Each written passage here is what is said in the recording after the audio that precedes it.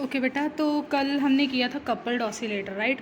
तो उसमें एक छोटा सा टॉपिक बच गया था, that is in face and out of face modes. ठीक है, तो देखो इसमें क्या होता है, ध्यान से सुनो। कहते हैं कि द कपल्ड सिस्टम आपको पता चल गया होगा कि क्या होता है जब एक या एक से ज़्यादा हमने सिस्टम रखे हों और आपस में अटैच किए हों। ठीक है, तो कहते मान लो we have X mode and Y mode. X मतलब इस डायरेक्शन में होगा, वाई मतलब इस डायरेक्शन में होगा। ठीक है, तो इसमें हमने एक्स और वाई मोड में हमने फेज़ रिलेशनशिप निकालनी है। ठीक है, किसके बीच में? दो पेंडुलम्स के बीच में, राइट। और वो क्या होंगे? नॉर्मल मोड्स होंगे।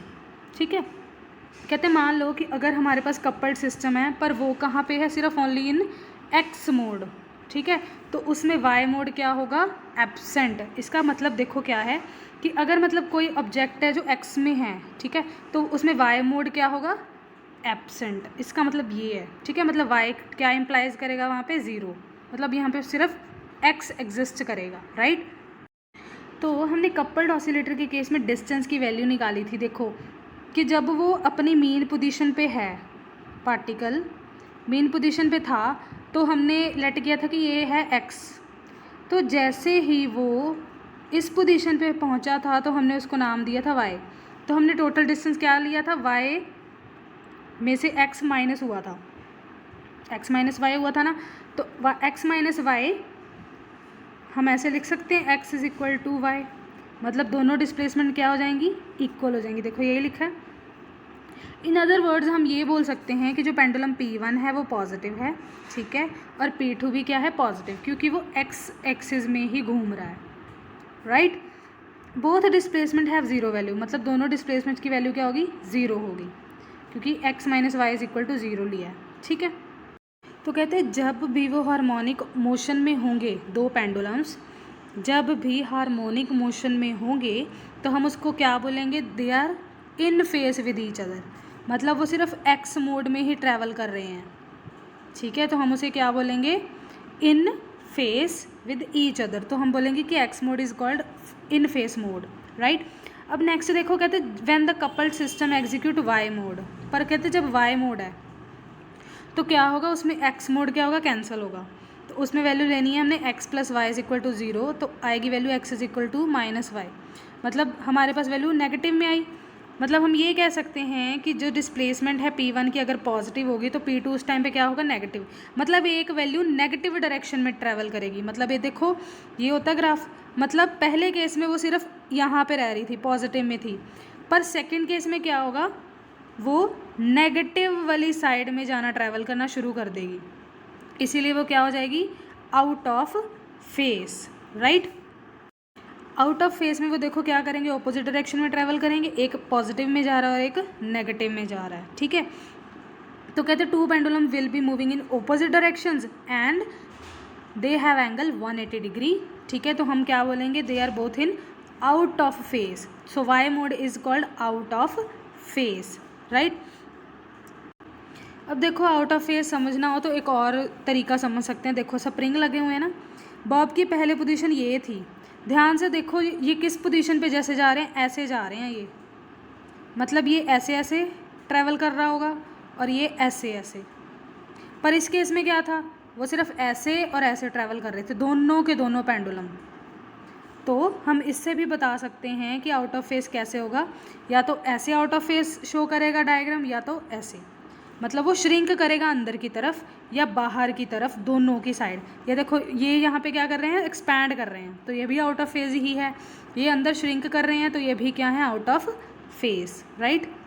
अब शेप और कन्फिग्रेशन मोड देखो। The ratio of X and Y, that is the ratio of instantaneous displacement of two masses, is called shape और कन्फिग्रेशन। मतलब एक्स और वाई के जब हम रेशो लेंगे तब हम उसको क्या बोलेंगे? शेप और कन्फिग्रेशन ऑफ द मोड। ठीक है, या इसको कन्फिग्रेशन भी बोल सकते हैं, ये आपकी मर्जी है। ठीक है, या शेप बोल दो। कहते जब हमारी शेप इन फेस होगी तो उसकी वैल्यू होगी +1, दैट इज़ यूनिटी। पर जब आउट ऑफ फेज होगी, जो इस केस में थी, वो उसकी वैल्यू क्या होगी? -1। ठीक है, देख लो, अगर यहाँ तक आपको कोई डाउट है पूछ लो। अब देखो इम्पॉर्टेंट आर्टिकल है ये, solution of differential equation for normal modes. ठीक है, नॉर्मल मोड्स के लिए हमने डिफरेंशियल इक्वेशन का सोल्यूशन निकालना है। ठीक है, तो हमने सिंपल पेंडुलम जब वो कपल्ड था, ठीक है, और आइडेंटिकल था, आइडेंटिकल मतलब सेम पेंडुलम्स हमने यूज़ किए थे, तो हमारे पास डिफरेंशियल इक्वेशन ये आई थी, D square capital X by D T square plus omega one square capital X is equal to 0, similarly for Y, ठीक है। और ओमेगा वन की वैल्यू भी हमें पता है, ओमेगा जो ओमेगा नॉट के इक्वल है दैट इज़ नेचुरल फ्रीक्वेंसी के इक्वल थी। ओमेगा टू की वैल्यू भी हमें पता है, हमने यही सब्स्टिट्यूशन की थी पीछे, that is under root G by L two S by M, ठीक है। तो यहाँ पे देखो जी बाई एल को उन्होंने क्या सब्स्टिट्यूट कर दिया, ओमेगा नॉट स्क्वायर, तो हमारे पास वैल्यू बन गई omega not square plus 2s by M, ठीक है। तो इसमें भी हमने इन फेज़ के लिए पहले चेक करना है, देन आउट ऑफ फेज़ के लिए चेक करना है, राइट। तो पहले इन फेज़ के लिए देखो, तो देखो मैंने ये बोला था कि जब इन फेज़ लेना है मतलब एक्स मोड प्रेजेंट होगा और वाई वाला एब्सेंट होगा, दैट इज़ वो 0 होगा, ठीक है। पर हमारे पास स्मॉल एक्स की वैल्यू ये थी, ये फॉर्म थी, तो हम बोल सकते हैं स्मॉल एक्स की वैल्यू क्या आएगी, वाई, जो मैंने आपको अभी समझाया इस केस में, दैट इज़ दिस इक्वेशन, ठीक है। ये यूज़ करनी है, तभी मैंने ये आर्टिकल अब करवाया आपको, ठीक है। तो ये वैल्यूज़ आ गई। तो हमने क्या किया, दोनों के दोनों जो पेंडुलम्स हैं उनका कोई एम्पलीट्यूड होगा, कोई एंगल होगा, तो हमने क्या किया, मान लो कि उसकी जो फ्रीक्वेंसी है that is omega one, right. तो मान लिया एक्स और वाई हमें दोनों चाहिए है ना, एक्स को हमने मान लिया a1 cos omega one T minus five one, मतलब फेज एंगल उसमें कितना 5 1 का। सिमिलरली हमने y के लिए भी a1 cos 5 1 टी माइनस 5 1 ले लिया, ठीक है, 1 1 लिया फॉर इन फेज, राइट। उसके बाद कैपिटल एक्स की वैल्यू क्या है, एक्स प्लस वाई, उसमें जाके सब्स्टिट्यूशन कर दी, दोनों को ऐड कर दिया, ठीक है। उसके बाद देखो उन्होंने क्या किया, 2 टाइम्स a2 को सब्स्टिट्यूट कर दिया y नॉट, देखो, ठीक है। तो y नॉट क्या है, यहाँ पे उसकी मैक्सिमम वैल्यू है नॉर्मल कोऑर्डिनेट की, जो क्या है आउट ऑफ फेज, क्लियर है। इन फेज के लिए भी हमने स्टडी कर लिया और आउट ऑफ फेज के लिए भी स्टडी कर लिया। इन फेज में वैल्यू आई थी ये वाली cos of omega one T minus 5 1, ठीक है। Similarly for y is equal to Y not cos of omega two T minus 2, right, these are the values for in phase and out phase, right। अब next देखो, कहते हैं अगर हमने general expression निकालना हो पेंडुलम्स का, उसमें डिस्प्लेसमेंट निकालनी हो, उसका जनरल सोल्यूशन निकालना हो तो कैसे निकालेंगे। कहते हैं देखो हमें पता है कि 2 पेंडुलम्स हैं, उनमें सिंपल हार्मोनिक मोशन है, ठीक है, और वो कपल्ड ऑसिलेटर बना रहे हैं 2 नॉर्मल मोड्स में, ठीक है। तो जनरल एक्सप्रेशन के लिए हमें हार्मोनिक मोशन की इक्वेशन चाहिए। तो मान लो x के लिए हमने capital X is equal to X plus Y लिया, ठीक है, y के लिए हमने लिया x minus Y, right. Small x की यहाँ से वैल्यू निकालो, हमारे पास बनेगी capital X plus Y is by 2। तो कैपिटल X की वैल्यू उठाओ यहाँ से, that is this very equation, ठीक है, और कैपिटल Y की वैल्यू ये रही आपके पास, ठीक है, वो यहाँ पे सब्स्टिट्यूट कर देनी है, ठीक है। आफ्टर सब्स्टिट्यूशन देखो 2 बाहर कॉमन निकाला तो 2 से 2 हो गया कैंसिल, तो वो आ गई वैल्यू हमारे पास x की। सिमिलरली हमने ये निकालनी है x minus Y by 2, capital X की वैल्यू सब्स्टिट्यूट करो, कैपिटल Y की वैल्यू सब्स्टिट्यूट करो, ठीक है। आफ्टर एडिशन देखो जस्ट उन्होंने सब्स्टिट्यूशन किया, दैट इज़ x नॉट को सब्स्टिट्यूट किया है 2a1, ठीक है, 2a1 की जगह x नॉट लिख दिया। x नॉट है क्या, बेसिकली यहाँ पे एम्पलीट्यूड, ठीक है, जो नॉर्मल कोऑर्डिनेट का एम्पलीट्यूड है वो वाला जो इन फेस है, which is the differential equation in case of in face, ठीक है। सिमिलरली आउट ऑफ फेस के लिए करना, आउट ऑफ फेस में क्या था, x 0 था, y मोड प्रेजेंट था, तो उसमें वैल्यू क्या थी, x plus Y is equal to 0, this very value that is this, ठीक है।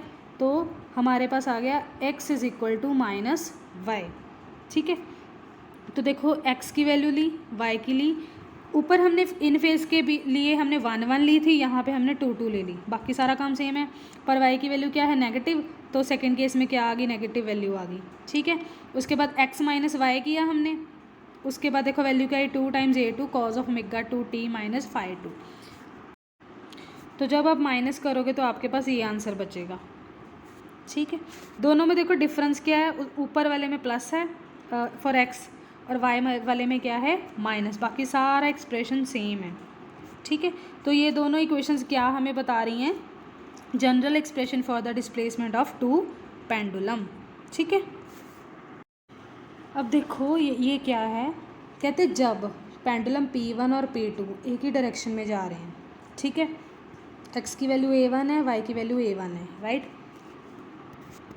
और जब पेंडुलम P1 और P2 अंदर की तरफ जा रहे हैं, देखो, ठीक है, तो x1 की वैल्यू क्या है हमारे पास A1 और y की है -A1, क्योंकि वो अपोजिट डायरेक्शन में ट्रैवल कर रहा है। तो इक्वल टू में आंसर देखो कैसे बन रहा है, A1 और A1 क्या हो जाएंगे ऐड, तो वो हो जाएगा 2A1, ठीक है, पर जब A1 और -A1 हम ऐड करेंगे तो क्या बन जाएगा 0, ठीक है। सिमिलरली डाउनवर्ड वाली भी देखो कहते हैं अगर x की वैल्यू हमारे पास है A2 और y की वैल्यू है A2, ठीक है, और यहाँ पे क्या कर रहा है वो बाहर की तरफ एक्सपैंड कर रहे हैं, ये है -A, ये है हम आपके पास A2, यहाँ पे A2 आना है पैर में, ठीक है। तो देखो ये A2 के साथ A2 क्या हो जाएगा कैंसिल, तो x की वैल्यू 0 आ गई, ये A2 के साथ A2 ऐड हो जाएगा, तो यहाँ पे वैल्यू आ जाएगा A2, 2 टाइम्स A2, ठीक है, क्लियर है। अब देखो हमने निकालनी है एनर्जी, ठीक है, exchange of energy between individual pendulums, individual मतलब अकेले पेंडुलम्स की हमने एनर्जी निकालनी है, राइट। तो देखो कहते हैं to analyse the exchange of energy between the pendulums we have to assume, मतलब हमें अजम्पशन खुद लेनी पड़ेगी कि जो φ1 की और φ2 की वैल्यू है वो क्या है, इज इक्वल टू 0, ठीक है, मतलब हमने इंडिविजुअल बनाना है ना, दो तो हमें चाहिए ही नहीं है, क्योंकि क्लियर है यहाँ पे उन्होंने बोला इंडिविजुअल पेंडुलम्स कस्ट को हमने स्टडी करना है और उसकी एनर्जी निकालनी है, राइट। तो एम्पलीट्यूड भी क्या कर लेना हमने, इक्वल कर लेना, दैट इज़ मान लो A ले लिया, ठीक है। तो हमारे पास x की इक्वेशन हमारे पास है, y की इक्वेशन हमारे पास है प्रीवियस केस में जो प्लस और माइनस में आई थी, राइट। तो x की वैल्यू सब्स्टिट्यूट की, ठीक है। उसके बाद देखो नेक्स्ट स्टेप में देखो a प्लस ए होगा 2a, यहाँ पे लगाया cos c प्लस d का फॉर्मूला, दैट इज़ दिस, ठीक है।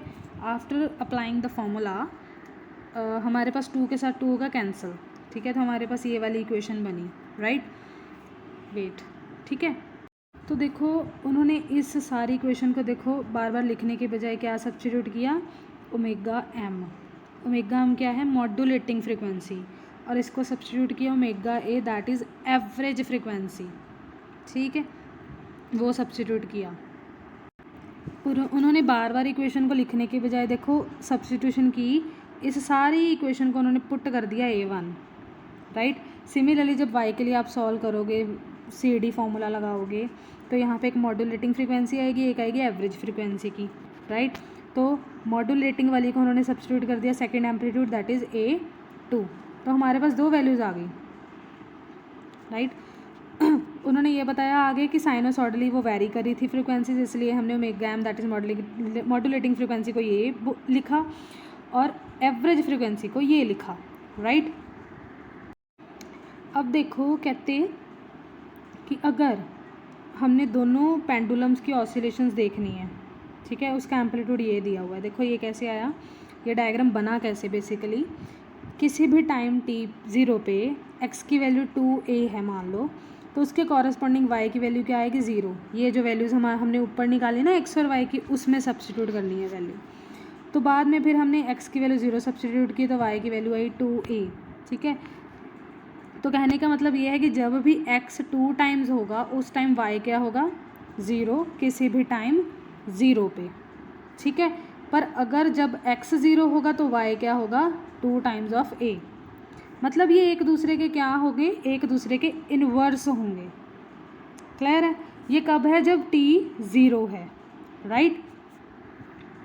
नेक्स्ट देखो कहते मान लो वो 1/4 ऑफ द मॉड्यूलेटिंग फ्रिक्वेंसी पहुंच जाता है, जिसे हम बीट पीरियड कहते हैं, दिस वाला, ठीक है। तो वो है मान लो t इज़ इक्वल टू 2π/ω, ठीक है, मतलब अब टाइम 0 नहीं है, अब टाइम है Tm that is modulating time period divided by 4, जो ये वैल्यू है। तो उस केस में x की वैल्यू क्या आएगी हमारे पास 0 और उसके कॉरस्पॉन्डिंग y की वैल्यू क्या आएगी 2 टाइम्स ऑफ a, मतलब हर टाइम पे हमारी x की वैल्यू 0, y की value 2 times a, similarly x की वैल्यू 2 टाइम्स a, y की वैल्यू 0 आएगी, ठीक है, उसके कॉरस्पॉन्डिंग ऐसी कर्व आएगी हमारे पास। क्लियर है? ये omega M that is modulating frequency है, ये वो वाली फ्रीक्वेंसी है जब एवरेज फ्रीक्वेंसी आएगी, राइट। तो 2a क्या है, उसका एम्पलीट्यूड है, किस टाइम पे, t टाइम पे, और this is your x axis, x direction या x डिस्टेंस कह लो, x एक्सिस नहीं है ये, x डायरेक्शन, राइट। ये है x मोड के लिए, और y मोड के लिए कहाँ से स्टार्ट होगा, वो ओरिजिन से। बस दोनों में यही फ़र्क है कि जब हमने x मोड देखना है, मतलब x के बारे में स्टडी करनी है, तो वो कहाँ से स्टार्ट होगा, ऊपर से, और यहाँ से वो डाउनवर्ड डायरेक्शन से। पर while starting from y mode, तो उसमें वो हमेशा कहाँ से स्टार्ट होगा, ओरिजिन से। इसमें और उसमें यही फ़र्क है, राइट।